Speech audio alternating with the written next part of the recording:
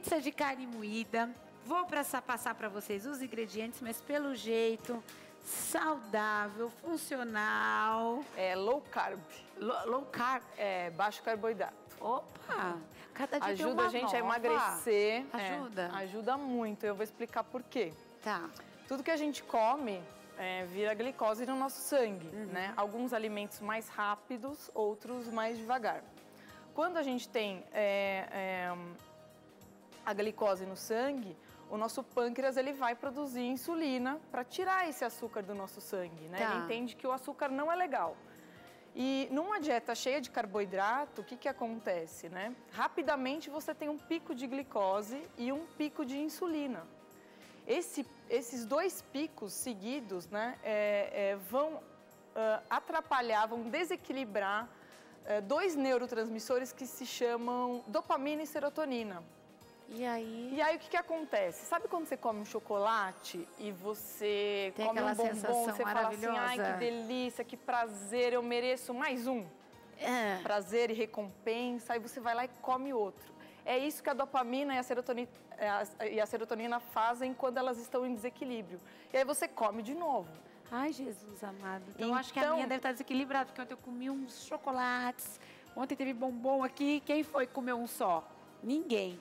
E eu vou falar mais ainda. A insulina, ela atrapalha a queima da gordura localizada. Então, não é legal manter a insulina alta. Por isso que a gente fala que uma dieta low carb, baixo carboidrato, ela vai manter o nível de glicose, manter o nível de insulina. Você não vai ter mais aquela sensação, né, de compulsão por comida e ainda vai ajudar na queima de gordura. Então... vamos aprender tudo isso? Ó, os ingredientes para você. 300 gramas de carne moída, A100. Aqui, o seu é A100? É um A100, que ele é bem...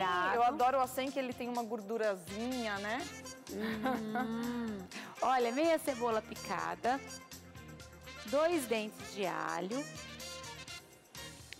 picadinhos, tá? Sal, pimenta, shoyu, cheiro verde, azeite para dar a liga, tomates em rodelas finas. Isso, bem fininha. Só a Dani para cortar, tá? Sal, azeite, pimenta, orégano.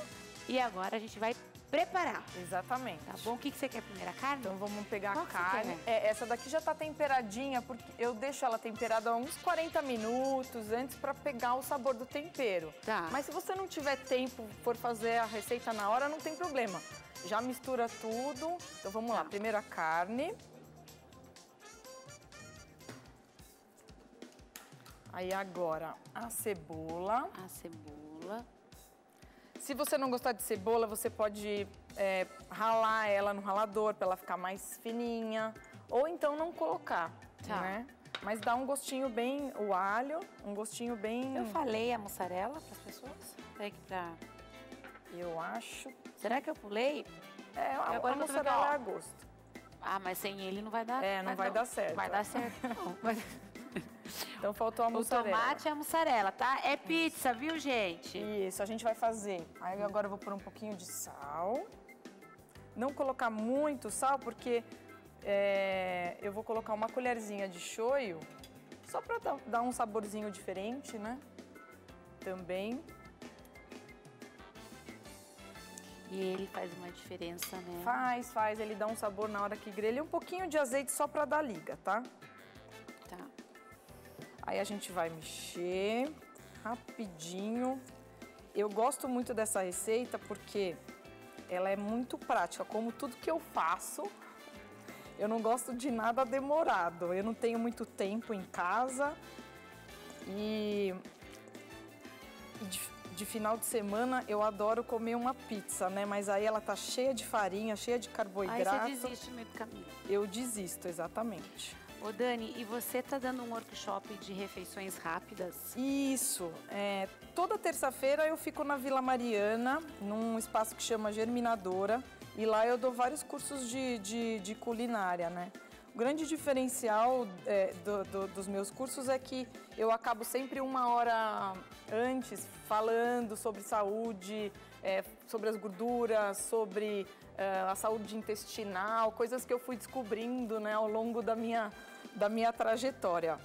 E aí depois que a gente vai para a mão na massa da culinária. E né? essas receitinhas é aquelas que eu vou aprender para fazer no dia a dia? Exatamente. Eu sempre faço tudo mais prático, mais rápido, porque não adianta dar uma receita de um pão que vai demorar, sei lá, 3, 4 horas para fazer, porque ninguém vai fazer em casa. Hoje em dia ninguém mais tem tempo. Tá? Vamos lá. Então aqui, como já tá bem grudadinho a massa, né? Tá bem... O que a gente vai fazer? Eu vou untar bem de levinho essa frigideira antes de colocar... Exatamente. Antes de colocar aqui no fogão, já vou até ligar aqui para ele já ir aquecendo. E a gente vai abrir a carne aqui na frigideira, ó. Tá. É só para não grudar mesmo. Essa receita dá umas 3 rodelas de pizza daquela ali. Ah, é? Aí a gente vai abrir aqui, ó, na frigideira mesmo. Quanto mais fininho você conseguir em casa, melhor. Porque na hora que fritar, ela vai dar uma encolhidinha, né? A carne dá uma encolhidinha e aí acaba ficando mais grossinha. Essa receita é muito legal porque você pode fazer almôndega também, não é só essa... Essa pizzinha. Isso, você pode deixar hambúrguer pronta. Isso... Olha que hambúrguer gostoso, né? E já pode deixar ele já congelado, temperadinho, assim, quando você chegar em casa, você tira do freezer e enquanto você, sei lá, dá banho na criança, faz alguma coisa, dá uma ajeitadinha, ele já descongelou, você grelha, pronto, tá prontinho. Eu costumo fazer bastante isso em casa, deixar sempre congeladinho. Ó, tá bem fininho, tá vendo? Tá. E aí agora vai pra grelhar. Tá. Fogo bem alto, vou tampar. E demora, Dan? Não, é rapidinho, é bem rapidinho. Ô, Dani, nesses cursos eu aprendo essas comidinhas rápidas. Sim. Que hoje tá todo mundo assim numa era marmitinha, né? Exatamente. Mais saudável. Se quiser até congelar isso aqui depois de pronto... Dá? Dá. E aí depois já tá rapidinho para você fazer uma refeição, né? Dia 16 agora eu dou um curso só de refeições rápidas e de baixo carboidrato. Na próxima terça-feira é um curso de saúde intestinal, onde eu ensino a usar os probióticos, né? Então, o intestino tem um papel super importante na nossa saúde. Se ele não estiver funcionando, nada vai funcionar bem. Nada vai andar. E aí eu ensino a fazer conservas, ensino a fazer alguns pratos também com as conservas. E na outra terça-feira é um de lanchinho funcional. Então, eu ensino... porque a gente faz as refeições, às vezes, super equilibradas e na hora do lanchinho a gente acaba pecando, né? Não sei se isso acontece com você. A gente já tá com chocolate, pega Não, e aí vem aquela bolo. história da recompensa que você acabou de falar, né? Tipo, eu almocei tão bonitinho, mereço. Exatamente, não exatamente. E é um ciclo vicioso isso, né? Isso que é ruim da dopamina e da serotonina, elas acabam viciando, né? E aí você quer comer de novo e você não sai desse ciclo. Então, eu procuro manter bem a dieta sempre sem... o mínimo possível de carboidrato para não cair nessa... Solta muita água? Ele tá soltando um pouquinho só, mas é assim mesmo. Tá? Daqui a pouquinho ela já vai começar a grelhar. Tá vendo como ele já encolheu? Já. Já grelhou de um lado. Tá. Então eu vou virar agora. E aí agora é a hora do recheio, que cada um vai colocar o que gosta, né? Eu trouxe mussarela, você pode fazer uma mistura de vários queijos. O queijo no estilo low carb, ele é super bem-vindo. Né? Porque ele dá bastante saciedade, exatamente. O tomate, nesse caso, eu gosto de colocar ele bem fininho, porque como a gente não vai, né, não tem um forno aqui super potente, para ele ficar quentinho, né? Vou jogar um orégano e a gente vai tampar, tá? Tá. E vai esperar esse queijo derreter. Uma coisa que eu gostaria de falar a respeito do shoyu. É muito importante a gente prestar atenção nos ingredientes que compõem o shoyu que a gente usa no dia a dia. A maioria dos shoyus que você encontra no mercado tem um componente que chama glutamato monossódico e ele não é bacana. Ele é um aditivo que eles colocam para dar sabor, para dar aquele realce, né, no molho. Só que ele é um componente que é uma excitoxina, a gente chama. Ele super excita as células nervosas. E isso, a médio e longo prazo, causa Alzheimer, mal de Parkinson. Nós vamos falar daqui a pouquinho sobre Alzheimer. Então, assim, tem que ficar bem esperto, porque não é legal. Todos aqueles caldos de, caldo de carne, aqueles quadradinhos, aqueles de legumes, aqueles temperinhos têm esse componente. Qual o nome dele mesmo? Glutamato monossódico. Você vê que ele tem um nome, né? Ele é um aditivo químico, não é bacana. Glutamato monossódico. Glutamato monossódico. Isso, então, exatamente. anota aí, tá bom? Então, se a gente tem que começar a prestar atenção em tudo que a gente está colocando no nosso prato, porque isso vai trazer uma consequência depois. Mas mais dicas eu encontro no seu site. Ah, sim, danielamiguel.com. Nas redes sociais também, no Facebook, no Instagram, Daniela Miguel Oficial. Eu coloco o meu dia a dia, as coisas que eu faço em casa, com a minha filha, é muito bacana. Ah, será que tá pronto? Eu acho que tá. Ô, Bessa, alcança pra mim esse prontinho. prato. Isso. Muito obrigada. Tchan, tchan, tchan, tchan. Tchan, tchan, tchan, tchan. Olha que pizzinha mais saudável, meu Deus.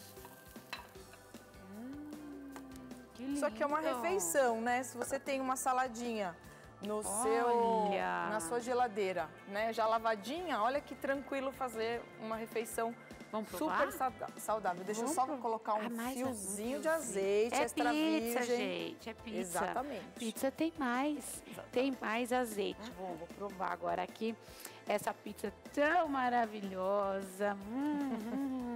Então foi esse cheirinho que o Renascer em Revista recebeu hoje o programa? Foi. Ai, o preparo, eu fiquei dando risada, E eles ali sentiram... Eles quase me atacaram. Oh, aqui. Meu Deus. Olha, vamos provar uma pizza diferente aqui, mas vou dizer pra você, só de olhar, ela tá bem suculenta e totalmente Você saudável. vê, o tomatinho já, ele cozinhou. Sim, tá com... Acho que eu peguei grande, hein, Dani? Não, se fosse em casa, tudo bem. Ao vivo para todo o Brasil, ó. 1, 2, 3 e...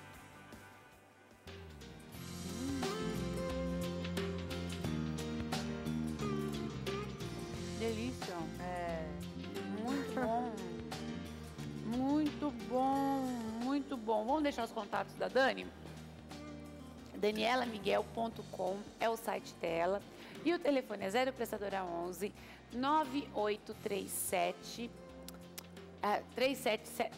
Vamos começar de novo? 98377 9752. Lembrando que ela está ministrando workshops.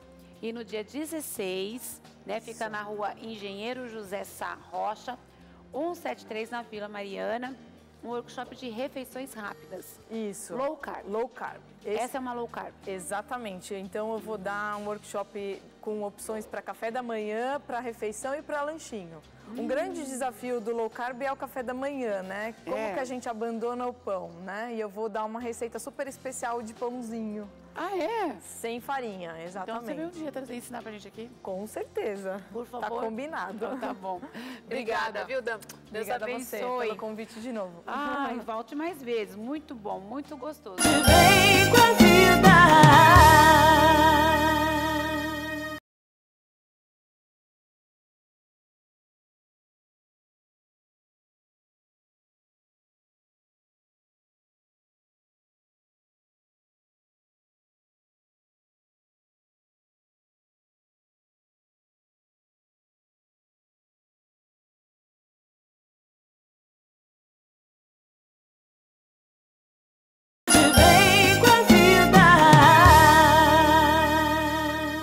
Tudo bem, meus queridos? Sejam muito bem-vindos ao De Bem com a Vida.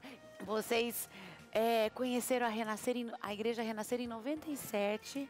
Vocês tiveram um sonho, foi isso? Então, na realidade, fui eu, primeiramente. Em 97, tive um sonho com a Bispa Sônia.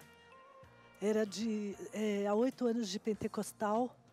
E estava diaconisa, estava tudo certo. Mas depois daquele sonho, foi uma revolução. Tive um sonho com a bispa, sonhei que nós entrávamos, olha, o prédio da Consolação ainda não existia. Não. Ainda não existia.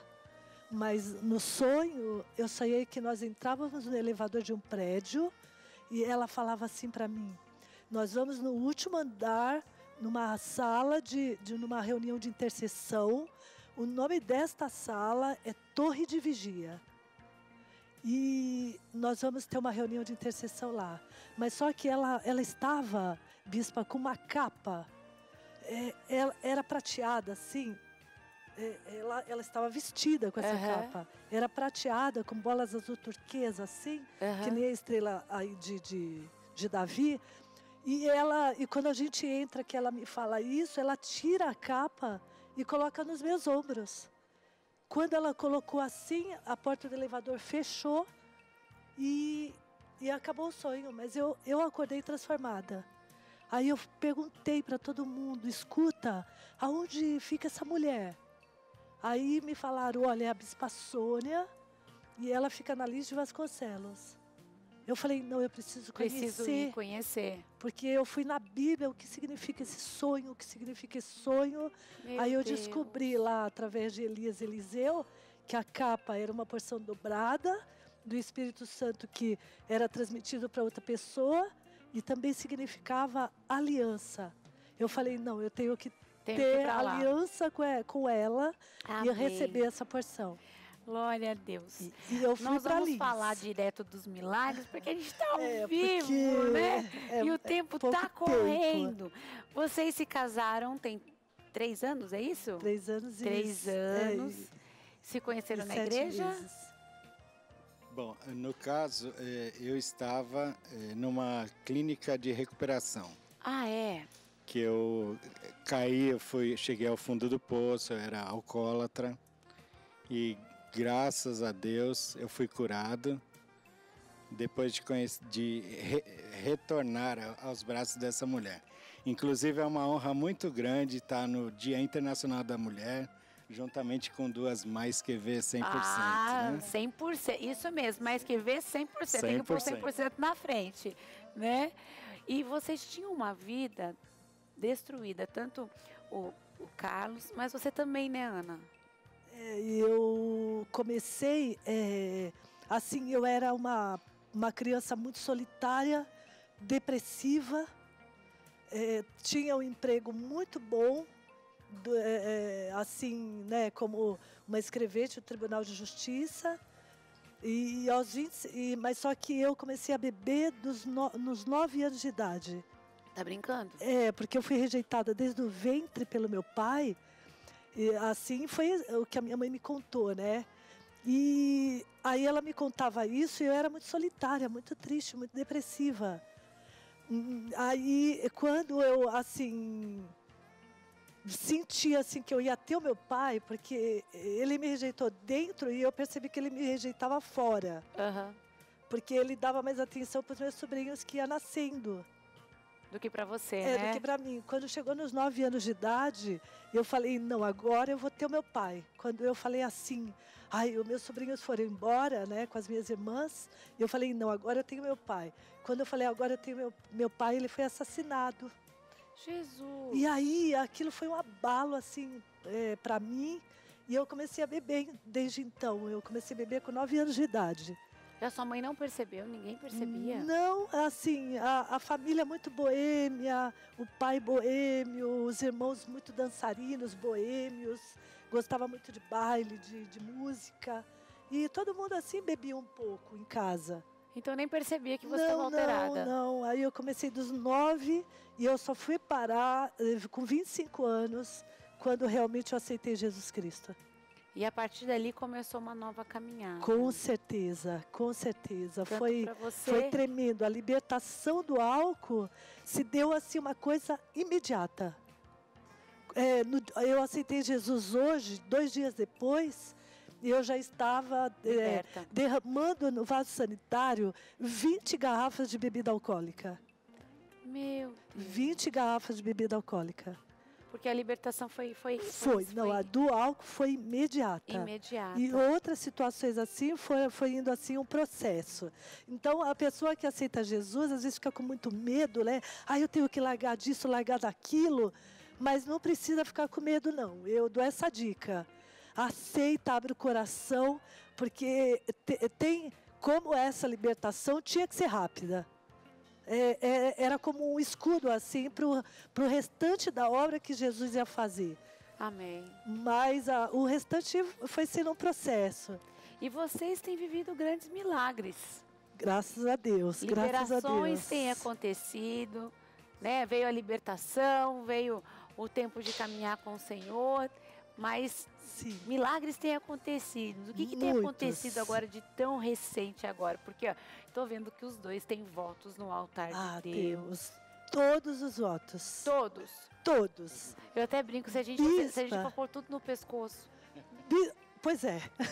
Não é? Meu Deus. Eu tenho lá em casa um lugar onde eu ponho todos, né? Porque Exatamente. Eu não quero me perder de nenhum deles, eu quero me lembrar, né? Trazer Exatamente. a memória. E vocês têm vivido milagres. O que tem acontecido, Aninha? Olha, bispa, eu sou uma das oficiais que chega um voto e eu faço questão, eu já corro lá fazer. Eu sou uma das primeiras a fazer. Então, eu sou muito abençoada. Às vezes, quando é algum sorteio, alguma ação entre amigos, eu ganho. Eu ganho, ninguém quer entrar com você, porque ela vai ganhar. Eu acabo ganhando, porque nossa, chegou, eu já sou a primeira a comprar. Sou a primeira a oferecer, sou a primeira a fazer. Glória a Deus. Dessa forma mesmo. Você acredita que os votos têm levado vocês a viver algo que vocês não tinham condição de viver? Nossa, com certeza, bispa. Olha, depois de 97, de lá para cá, a minha vida foi em todos os aspectos. Né? Eu era depressiva. Sim. Curada da depressão. Liberta. Eu era muito envolvida com o espiritismo até os 25 anos. Mas de receber aquelas entidades. Eu fui totalmente liberta. É uma outra vida. Transformada mesmo. E eu, assim, dava trabalho, né? Porque caía, estrebuchava, mas eu queria a libertação. A libertação. Então, eu falo assim, olha, não tenha vergonha. Hoje eu ministro, eu falo, não tem vergonha.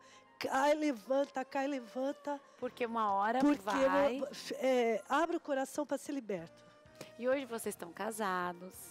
Em nome de Jesus. Em nome Graças de Jesus. a Deus. Vivendo um sonho de amor. Gideões da conquista. Com certeza. Bispa, eu preciso falar, olha, sabe quando o meu primeiro impacto com a Renascer aconteceu? Eu estava passando pelo Vale do Anhangabaú. Quando que foi a primeira marcha para Jesus? A senhora lembra? 93. Pois é, acho que essa marcha era acho que a terceira da Renascer. Eu acho que era a terceira, porque na época eu perguntei. O meu primeiro impacto com a Renascer aconteceu, eu acho que na terceira marcha. Eu estava passando no Vale do Anhangabaú e eu vi todo o pessoal abraçando os mendigos e as prostitutas. Aí eu fiquei impactada com aquilo. Eu perguntei, escuta, mas que igreja que é essa? Que igreja que é essa? Porque eu era pentecostal e eu não fazia aquilo. Que abraça, que ama o fraco, aquilo, caído. Bispa. E aí eu perguntei que igreja que é essa. O pessoal falou, olha, é a Renascer em Cristo. Eu falei, Jesus, eu quero ser dessa igreja. Porque eu nunca vi o pessoal abraçando mendigo e prostituta desse jeito. Eu fiquei impactada. Meu Deus. E quando foi em 97, eu tive o sonho. Aí eu vim embora para Lins. E nunca mais. Nunca mais. Carlos, o que é ser um Gideão para você? É a coisa mais importante que existe hoje em dia, porque a gente colabora com os que precisam e cumprimos os nossos votos de cristãos mesmo. É estender o braço, né? Estender o braço e ter satisfação em fazer isso, o que é o mais importante. Alegria. Que não chega a ser uma obrigação, mas sim uma satisfação. Uma satisfação. Fazer esse tipo de coisa. Oh, meu Deus! Carlos e Ana hoje aqui no De Bem com a Vida, contando uma história de superação. Uma história que quem viu antes fala assim, esses dois não vão chegar a lugar nenhum. Verdade. Não vão chegar a lugar nenhum. É verdade. Olha bem para esses dois, vê se eles têm cara de infeliz. Vê se tem cara de quem tá preocupado. Não. Porque lançai todas as vossas preocupações, né? Vinde a mim todos vós estáis cansados e aflitos e oprimidos, que eu vos aliviarei. Eles conhecem isso, não de ouvir falar, mas conhecem de andar, vida transformada. Voto, eu sou o primeiro a correr no altar. Tem voto novo? Eu preciso. Porque eu conheci o caminho que mudou a minha história, o caminho que mudou a minha vida e que realmente tem me levado a viver um novo tempo. Você precisa, talvez a tua vida esteja como a vida deles. Quem olha fala, daí não sai mais nada.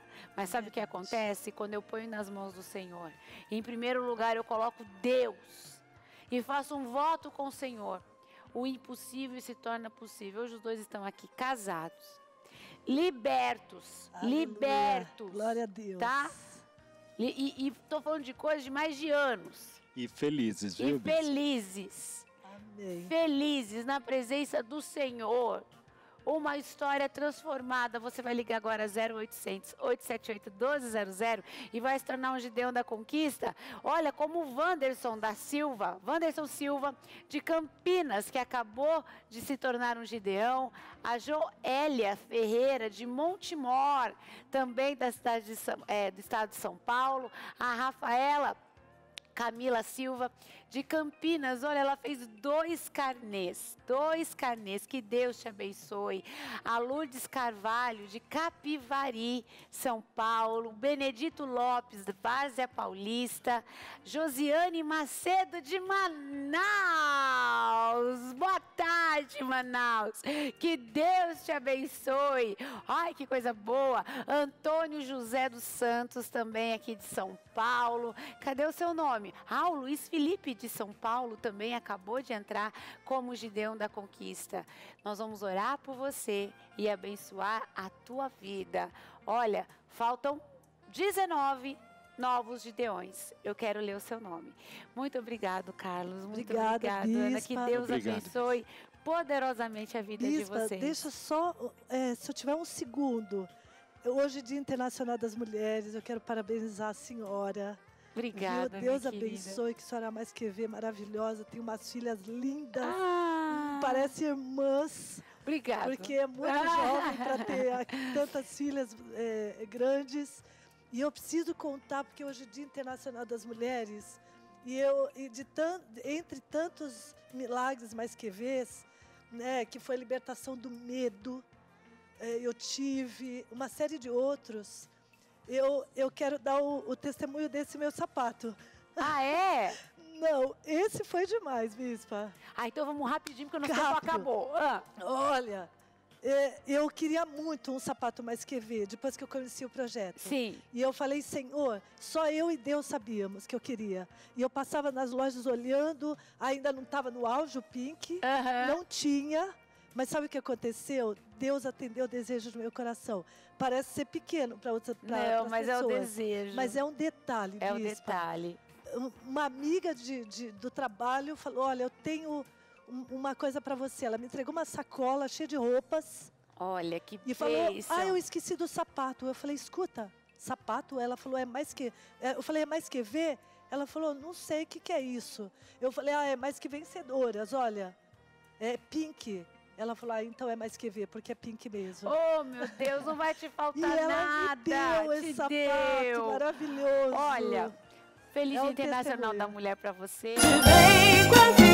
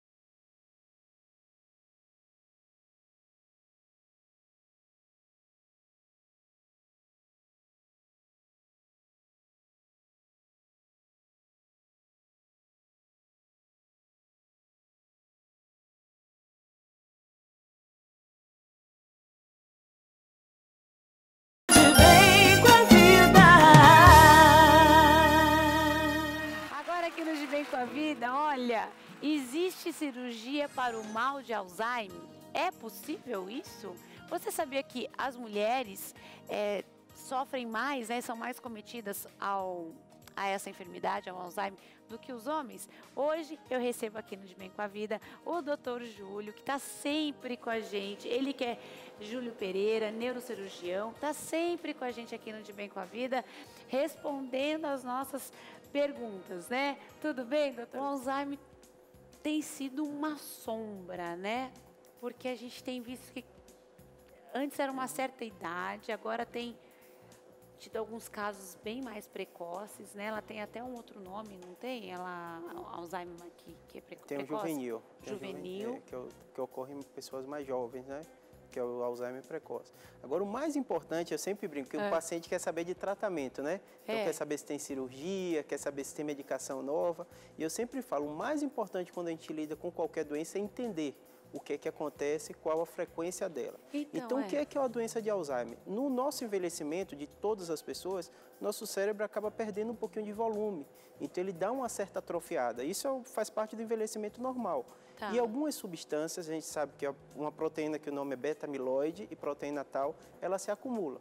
Algumas coisas a gente não sabe, porque algumas pessoas têm essa atrofia, tudo isso, e tem sintomas, e se dá o diagnóstico de Alzheimer, e outras pessoas não. Então, a doença de Alzheimer, o que é? Esse acúmulo dificulta a comunicação entre os neurônios. Então, se a gente entende isso, a gente começa a imaginar o que é que está acontecendo hoje. A população está envelhecendo. Para você ter ideia, no Brasil, a importância dessa doença. 1,2 milhões de brasileiros estão sofrendo doença de Alzheimer. Então, se a gente pensar, fechar o olho, vai lembrar da mãe de uma colega, de um parente, de alguém que tem doença de Alzheimer. Então, ela é muito frequente. No mundo, são mais de 36 milhões de pessoas com doença de Alzheimer. Ela não tem história genética? Ela tem uma influência genética. Essa forma que a gente falou, que ocorre de mais precoce, é bem marcante isso. A forma genética, né? A transmissão de pai para filho. As outras, que a grande maioria, a gente chama que é multifatorial. O que é multifatorial? Tem a questão ambiental, tem a questão também genética, se tem um parente também tem uma chance maior. Então, a gente chama isso que é multifatorial. E outra coisa importante dela ela tem um custo familiar muito grande, né? Por exemplo, para você ter uma ideia, nos Estados Unidos, eles consideram que é uma doença de maior relevância e que mais se investiu em pesquisa. E, infelizmente, não se tem até hoje na doença de Alzheimer um tratamento que mude o curso da doença. Então, você não consegue ter um tratamento que pare a evolução da doença, apesar de ter sido investido tanto nesse tipo de doença. E ela tem estágios? Ela é conhecida por estágios? Por estágios. Essa é outra dificuldade na doença de Alzheimer, o diagnóstico. Por exemplo, não é incomum a gente ver alguém com a queixa de memória, né? Então, às vezes, o neurologista que trata muito isso, né, recebe no consultório alguém jovem, diz, eu tô com a doença, eu acho que eu estou com a doença de Alzheimer porque a minha memória não está boa. A gente costuma dizer que a depressão e o estresse são os dois fatores mais comuns da pessoa que se queixa de memória, principalmente quem é jovem. A partir dos 65 anos, a incidência de doença de Alzheimer aí sim aumenta muito. Para você ter ideia, em números, 17% das mulheres acima de 65 anos têm uma chance grande de ter doença de Alzheimer. Então, um número alto, 17%. De homem, esse número cai para 9%. A gente não sabe explicar bem por que é mais frequente na mulher. É isso que eu ia perguntar para o doutor, por que uma questão hormonal, será? Alguns acreditam fator hormonal, mas outros acreditam, que eu compartilho essa crença, é que é relacionado porque a mulher vive mais. Então, a mulher vive 5 anos mais que o homem, isso o IBGE mostra no Brasil. Então, assim, como ela vive mais, ela está mais propensa, porque o envelhecimento normal dos neurônios, ele faz essa dificuldade de comunicação. E doutor, a gente viu agora nos últimos dias, nos últimos tempos, um senhor de 77 anos que foi operado na Paraíba e foi colocado um marca-passo. Né? Um marca-passo. Isso. Como que isso funciona? E que estágio ele estava? Perfeito. Como a gente entendeu a doença, que é essa dificuldade de comunicação dos neurônios, o que é que esse DBS, que traduziram para português como marca-passo, faz? Ele fica na região que é responsável pela memória e ele começa a dar estímulo.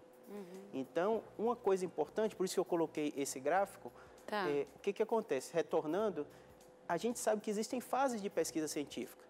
Então, assim, está em estudo fase 1, que a gente chama. O que é o estudo fase 1? Hoje a gente não pode dizer que existe tratamento para cirurgia para doença de Alzheimer. Então, você não pode procurar um médico e tentar fazer isso, porque isso ainda está em fase 1.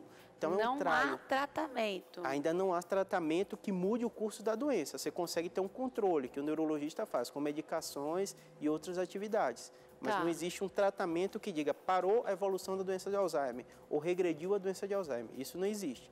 O que esse estudo mostrou, fase 1, que é com um grupo pequeno de pacientes, foi feito no Canadá e agora estão fazendo alguns estudos no mundo, é que em alguns exames mostrou que esse paciente parece não progredir a doença.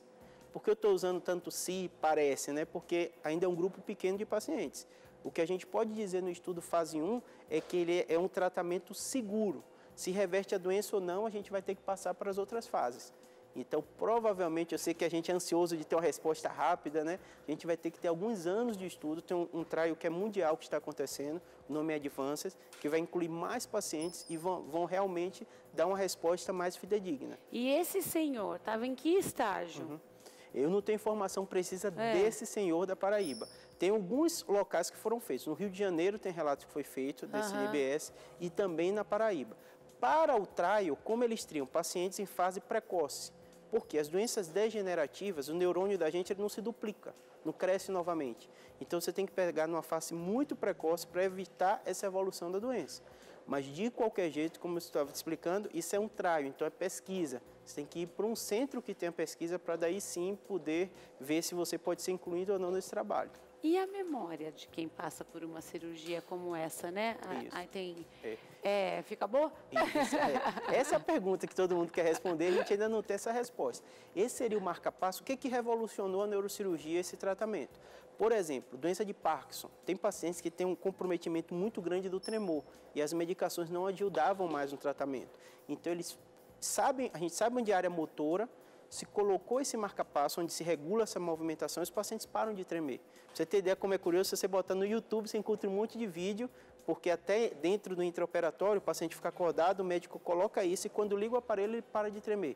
Então, foi algo que mudou muito o tratamento nessa doença. E começou a se fazer alguns estudos para outras. Vou te dar um exemplo que está acontecendo aqui. O HCO faz um estudo com obesidade, colocando marca-passo nessa área de saciedade, também estudos. Tem alguns estudos sendo feitos para a depressão também. Então, assim, são caminhos que a neurocirurgia tem tomado para fazer o tratamento que a gente chama de tratamento funcional. E a doença de Alzheimer é a mesma coisa, porque é uma doença que é difícil de tratamento, a população está ocorrendo cada vez mais e, infelizmente, a gente até hoje não existe um tratamento que mude o curso da doença. E quais são os efeitos colaterais de um marca-passo desse? A gente tem experiência nas outras doenças. Na doença de Alzheimer é um público muito pequeno que ainda foi submetido de pacientes. No marca-passo para Parkinson, que isso já é autorizado pela Anvisa, pela FDA, o médico pode pedir no consultório, a gente tem um risco da infecção. Nossa pele tem bactéria, então você cortar e colocar uma prótese tem esse risco. Isso é na faixa de 1 a 2%. E na hora de implantar o marca-passo, de ter um sangramento local, que também é nessa faixa de 1 a 2%. Então a gente fala que o risco global do procedimento é de 3 a 4%. Então é um risco relativamente baixo com o procedimento neurocirúrgico. Com a margem de segurança grande, a maioria dos pacientes eles mudam muito a qualidade de vida. Depois, para a doença de Parkinson. Para a doença de Alzheimer, a gente ainda está lá atrás nas pesquisas, né? Está na fase bem inicial. Entendi. E essa pessoa, ela tem como desligar o aparelho? Isso que é super curioso, né? Você está perguntando assim com um olhar de espanto, porque justamente isso, olha como a tecnologia chegou. O aparelho ele tem uma bateria e ele, fora, por magnetismo, a gente consegue regular ele. Então, ele pode dar mais estímulo, menos estímulo. Ele tem 3 pontinhas magnéticas que a gente pode aumentar ou não esse estímulo. Então, assim, sem fazer uma nova cirurgia, apenas externamente.